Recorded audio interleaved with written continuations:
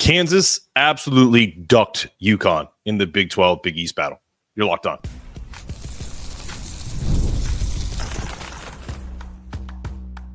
You are Locked On UConn, your daily podcast on the UConn Huskies, part of the Locked On Podcast Network, your team every day.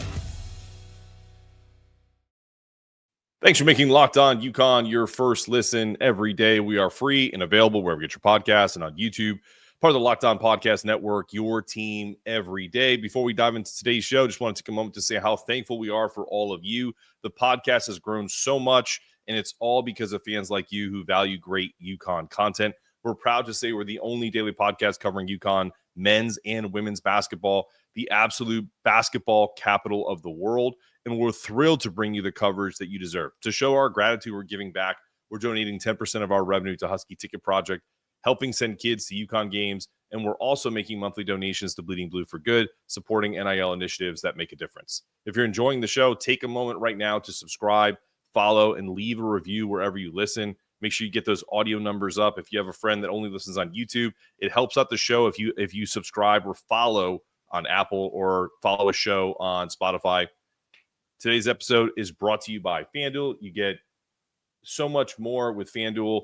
You get $150 in bonus bets if you place your first $5 bet. That's FanDuel.com. Go check it out today and get your bonus bets. All right. I'm just going to call it what it is. Bill Self and Kansas are cowards. Let's talk about it.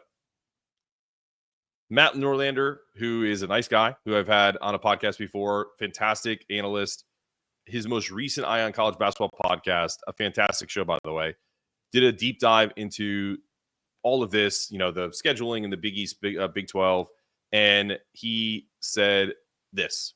Kansas as part of the Big East Big 12 battle. And I think, although I wish to Kansas as part of the Big East Big 12 battle. And I think, although I wish it wasn't the case, I believe this is the last year of that, which is unfortunate, but that's a whole other topic altogether. Anyway, UConn went to Kansas last year. Kansas got the win. And then the idea was that Kansas would do the return trip to UConn this season, but that didn't happen. And I know Kansas was seeking a different game, specifically because Kansas has to play at Missouri this upcoming weekend there, and perhaps to cut down on distance of travel. For whatever reason, Kansas was not looking to have that game be returned, so Baylor got slotted in instead. You can kind of hear it in his voice, kind of the wry chuckle there at the end, where he talks about, for whatever reason, and his voice goes up. And this isn't a takedown of Matt. Matt's a great guy, and he's just covering what he covers, right? He knows why they didn't come to Storrs, right? They're absolutely ducking us, and it's because they want everything to be done on their terms. And that, to me, reeks of cowardice. And Matt is not going to talk about that because he covers these guys. He needs the access, and he's far too polite, but I'm not. I'm biased. And I'm going to say it because the truth. Kansas ducked us, period. For all the chatter about Dan Hurley being a baby, for not wanting to return to Maui, despite the fact that we debunked that narrative repeatedly as that decision was made prior to the results of the MTE, where's that same energy for Kansas right now? Will analysts like Donnie Marshall or Mark Titus take this opportunity to say, oh, man, this is a bad look for Bill Self in Kansas? Because if they do, I'm here for it. But I guarantee they won't. Why? Because Kansas gets a pass. It's the privilege of being the blue blood. But let's dig a little deeper into that and what really happened here. Blue bloods like Kansas have a long history of avoiding true road games in non-conference play unless they're a part of a specific event like the Big East Big 12 battle. And in this case, they manipulated where they got to play. You're seeing a lot of that right now. You're seeing the ACC SEC challenge. Clemson had Kentucky on their home floor. You'll never see that again, especially since Kentucky got beat. These schools rarely step into hostile environments outside of those orchestrated by themselves or corporate sponsorships. In Kansas in particular, almost never takes on true road games before the Big 12 slate because it's all minimizing risk.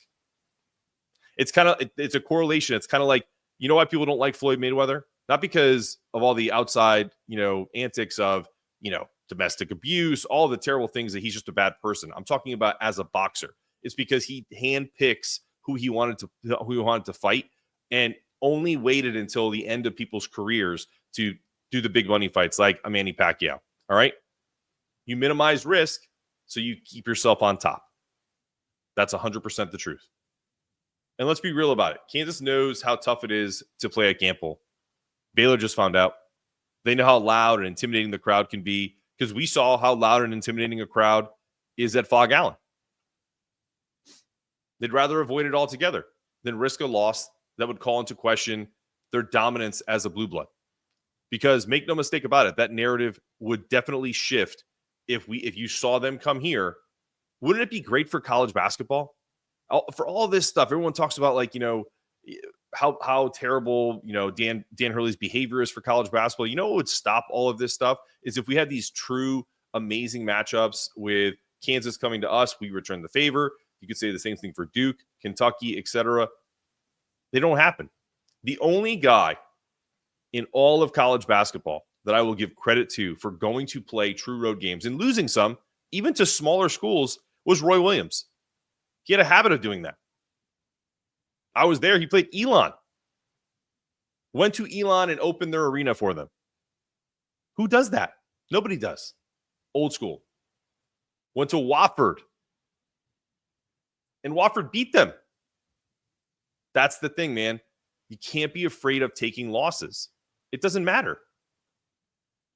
And to Dan's point about these MTEs, there's no time in between games to make adjustments, whether they won or not.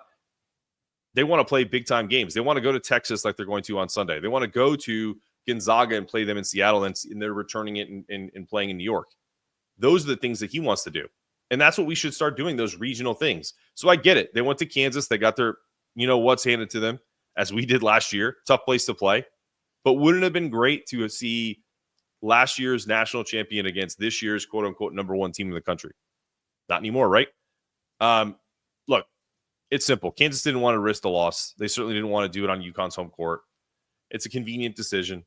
It's also a cowardly one. And while some might argue that this is part of how, programs operate, it's worth asking why the narrative shifts so easily depending on which team is being scrutinized. So Kansas ducked UConn. That's the headline, no matter how much anyone tries to dress it up. And if they want to call themselves the class of college basketball, then you start acting like it. When we return, let's get into this double big experiment. Don't expect it to last much longer than what we watched against Baylor. You're locked on.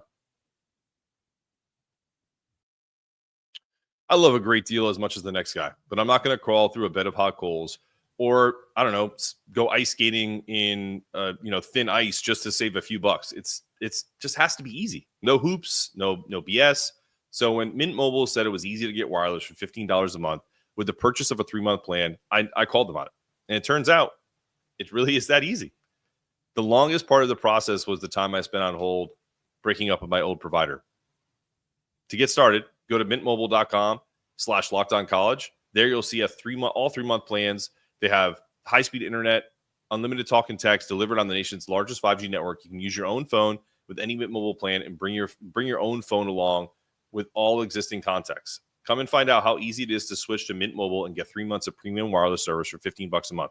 To get this new customer offer and your new 3-month premium wireless plan for just $15 a month, go to mintmobile.com/lockedoncollege. That's mintmobile.com/lockedoncollege. Cut your wireless bill to $15 a month, guys. It's a no-brainer. Go to mintmobile.com/lockedoncollege.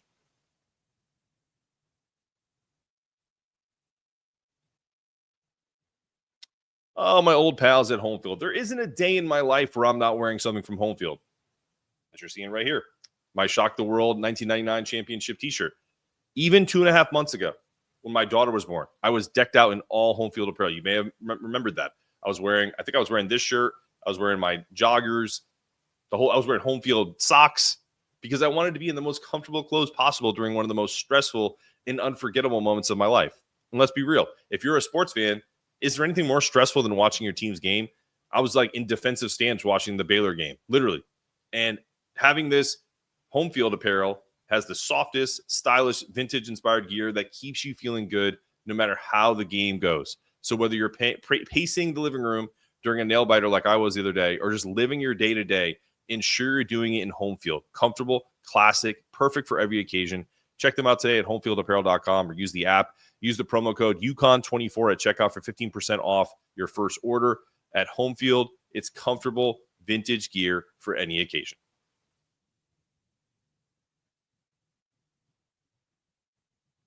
All right, you're back on Locked On UConn. To just put a bow on that last segment, it happens all the time. This is Kansas just kind of got found out a little bit here. People duck people all the time. I'm sure that you could probably find instances where maybe in our history, UConn has ducked some folks. I doubt it. I'd be happy to retract that. You definitely see it all the time. And it's a pattern because I've literally did an entire study and show on this 7 years ago, maybe was 2006 years ago, where I had Matt Norlander on the show about scheduling. And essentially, you have a 75% better chance to win at home than you do on the road. So even when you're the worst team, does anyone really think Creighton's as good as 18 points better than Kansas? No, they weren't 18 points better than us last year, and we won the national championship. They just have a home court advantage that is really difficult to play in. Just simple as that. And we'll find that out later again this year. Maybe we come away with a win. Wouldn't count on it. Some arenas, whether it's the home whistle, just the fans being on top of you, it's like a religious experience. Like you just can't get that from playing a neutral site game. You can't get that from playing in Maui. You can't get that from playing in the Bahamas. So the idea that not playing true road games still gets you ready for March, it's true and also not true. Because if you have to face adversity at Fog Allen, I truly believe the loss at Kansas really helped UConn because that's a game where Kansas shot the lights out. Same thing with Creighton. And especially with Kansas, they weren't that great of a shooting team last year. And guess what? They caught us at that time and we lost the game. If that's at Storrs, they're probably not as comfortable. And we win that game. It's the give and take. That's why when you see teams win on the road, take notice of it because those are big wins. And we're playing Texas on Sunday on the road in Austin. All right, so Dan Hurley decided to roll out a double big lineup against Baylor. And it was surprising, yet an efficient adjustment. With Alex Karaban sidelined, UConn had no choice but to rethink its rotation, leading to an unusual pairing of Samson Johnson and Tarris Reed in the front court. This wasn't just a minor tweak. It was a move born out of necessity, and Hurley kind of talked about it. And they try to avoid it, essentially, right? Despite its temporary success, and even when we talk about some of the lineup combinations, when we talk about analytics with Evan Mia and his stats, Hurley made it clear this isn't a long-term strategy. So, like I said, don't get used to seeing Tarris and Samson on the court at the same time. It delivered. Absolutely. UConn outscored Baylor 25-14 during the 10.5 minutes. I thought it was 8 minutes. So that's perfect. That Johnson and Reed shared the floor when I did the deep dive on this.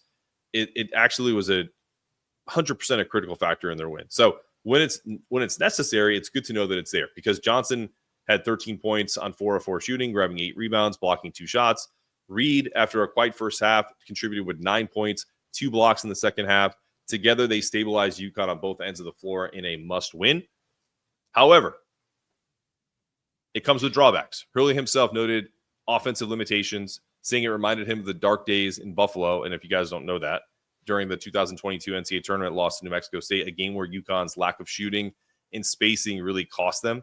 He briefly experimented with a similar lineup last season with Adama and Donovan, but quickly abandoned it en route to a national championship. This time, Hurley's hand was forced because Karaban had the concussion. And Baylor's size, while it wasn't overwhelming defensively against the Bears, it worked. It's unlikely to become a permanent part of UConn's strategy. Hurley was clear. Offensively, it brought me back to Buffalo where we didn't have enough shooting and passing. So again, he doesn't like this lineup. So don't expect anything that Dan doesn't like that he's going to repeat it, even if it's successful to a degree. It showed some versatility, right? Hurley called Samson an incredible warrior, even though he fouled out very late in the game. Give him high praise for his contribution. Reed in the second half, particularly his spin move to break a tie, were pivotal in securing the win. So looking ahead, the lineup might resurface against specific opponents with a significant size, such as Creighton. Maybe we see it early on against Texas. But for now, it's pretty clear Hurley will return to his preferred rotation with Alex Karaban back. I'm expecting him back at Texas. We haven't heard one way or the other. So as successful of that short stretch of 10 minutes was in the double big lineup against Baylor, it's a reminder that Hurley's adaptability is better because he's driven by necessity than preference. And that also shows kind of a creative mind in Hurley, because to go back to something that you despised, essentially, because it was a necessity based off of your lineup, maybe the limitations, not having Alex exactly what you want to do, it really shows that UConn remains just so many steps ahead of others in terms of advanced scouting, coaching. Because if you get a stubborn coach, they don't want to go back to the past because it didn't work out.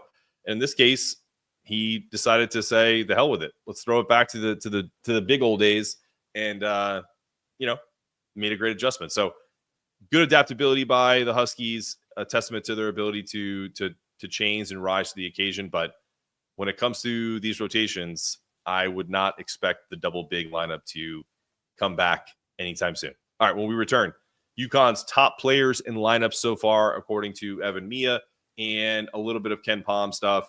We're going to talk about that before we close the show after this. Get ready to tackle the NFL action with FanDuel, America's #1 sportsbook, because right now, new customers can bet $5 and get $150 in bonus bets if you win. FanDuel, America's #1 sportsbook. So when you get a hunch in the middle of a game, you can check out the latest stats, view live play-by-play, and so much more on the same page where you place your bets. Just visit FanDuel.com to join today. You get started with $150 in bonus bets if you win your first $5 bet. That's FanDuel.com. Never waste a hunch and make every moment more with FanDuel, an official sportsbook partner of the NFL.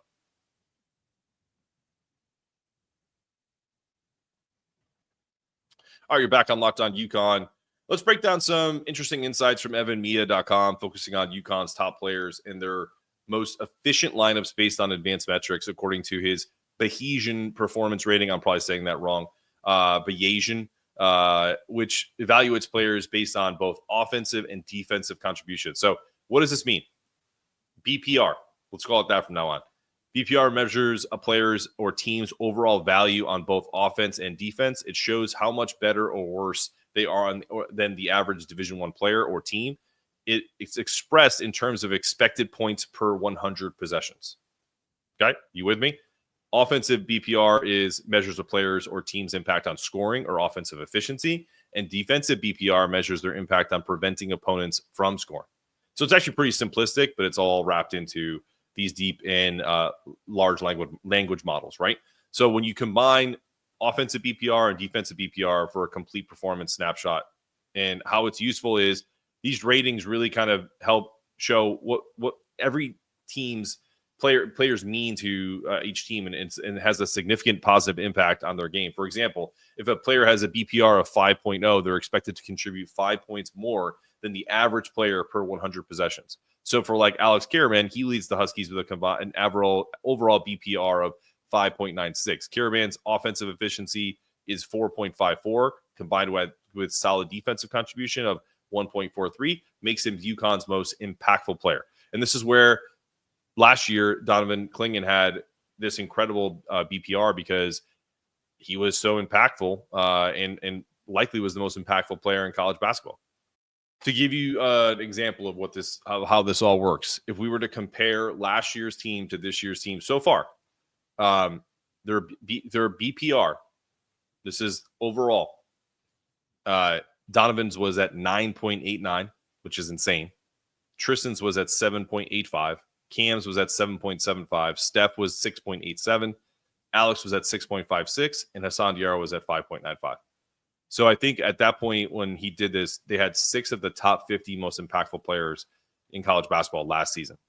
If you juxtapose it with this year, if we look at just the start of the year, the numbers are pretty stark. And you can see why the drop-off has happened. Alex is still solid at 5.96. Liam at 5.43. Haas is up there at 5.41. Ahmad Noel at 5.03 because of his ability on defense and offense. This, remember, per possession. and Samson's at 4.29, Aiden's at 3.98, and so on and so forth. The most surprising number of all of this is because of Solomon Ball's defensive metrics. He is the worst defensive player on UConn by far. He has a negative number in this, negative 0.76 in his defensive BPR. So he goes to 2.64 on the total scale. It's a interesting one. All right. I'm not saying it's you can call it, analytics. You can call it predictive measures, whatever you want to do. It's definitely useful because you can kind of show someone how impactful how much they've impacted their team per possession in games. So, like, for example, I've floated the idea of having Solo come off the bench because even though I love his offense, he's like a microwave. His defense is atrocious, and it showed up against Baylor. And sometimes you essentially don't get connected to your teammates that way. And then on top of it, there were points in that game where they had opportunities to kind of do kill shots or kind of a 5-0 run to maybe a 10-0 or a 12-0 run. And they let teams back in because of careless turnovers. And that's been a Solo Ball problem as well. And I'm not all over Solo. We've been critical of Aiden. We've been critical of Jaden Ross at times. But again, 9 games into the year, a lot of time left. It's really cool to see, Ahmad Noel having some good metrics to kind of back up the play that we've been seeing with our eyes. And when it comes to lineups, Maya's metrics reveal some intriguing data. The best two-man combo is Liam McNeely and Jaden Ross with an adjusted team efficiency margin of 43.3. Expanding to 3 players, the lineup of Haas, Samson Johnson, and Liam McNeely is a juggernaut with a margin of 44.5. The most effective 5-man lineup so far this season is, and in a small sample, the big man lineup was pretty good too, but that's probably not going to happen, but is Solo, Haas, Samson Johnson, Alex Karaban, Liam McNeely. So the 53.7 margin combined offensive firepower, that's 142. That's for per 100 possessions. So if you're at 142, that's over 100 possessions. And then the solid defensive capabilities of kind of like the even number of 100 kind of gets you that margin that they're looking for. And how to explain this? Let's see if I can do this a little.